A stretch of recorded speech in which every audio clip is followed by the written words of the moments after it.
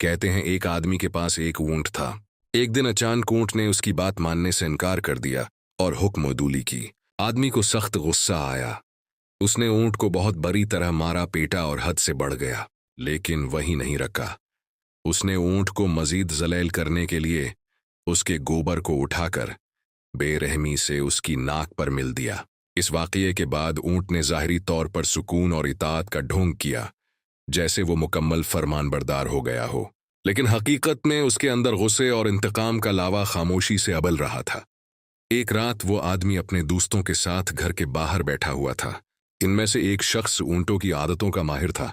उसने ऊंट की अजीब हरकत देखें और अपने दोस्त से कहा, ए फुलान, आज तुम्हारा ऊंट अपनी आदत पर नहीं है। उसकी नजरें तुमसे हट नहीं रहीं। वो तुम्हारी हर हरकत पर नजर रखे हुए है। इससे होशियार रहना। मुझे लगता है वो तुम्हारे खिलाफ कुछ सोच रहा है। आदमी ने ये नसीहत संजीदगी से ली और इस रात मेहतात रहने का फैसला किया।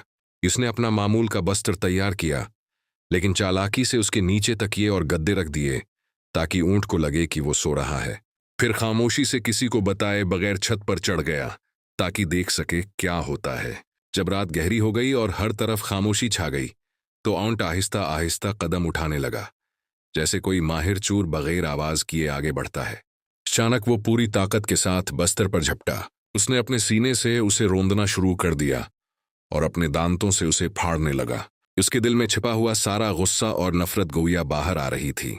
वो यही समझ रहा था कि उसका मालिक बस्तर के नीचे सो रहा है। जब ऊंट का गुस्सा ठंडा हुआ तो ऊपर छत से उसके मालिक ने आवाज दी।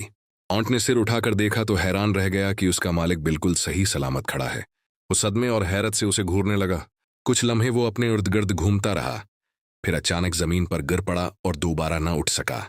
सुबह लोगों ने देखा कि ऊंट मर चुका है। मालिक ने कहा, हमने उसका सीना खोलकर मौत की वजह जाननी चाहिए, तो देखा कि उसका दिल दो हिस्सों में फटा हुआ था। शदीद गुस्से और अंदरूनी करब ने उसका दिल चाक कर दिया था। अगर एक जानवर का दिल जुल्म और गुस्सा बर्दाश्त न कर सका तो सोचो इंसान का दिल कितना दिखता होगा जिसे अल्लाह ने इज्जत दी है। दल्म से बचो। जुल्म ऐसी आग है जो पहले जालिम को जलाती है, फिर मजलूम को। मजलूम की खामोशी या सब्र को कमजोरी न समझो। इसके अंदर भी दर्द और करब के आतिश फशां हो सकते हैं जो किसी भी वक्त फट सकते हैं। जब वो अपनी फरियाद आसमान के मनसिफ के पास ले जाए, जिसकी आंख न सूती है और न कभी गाफिल होती है।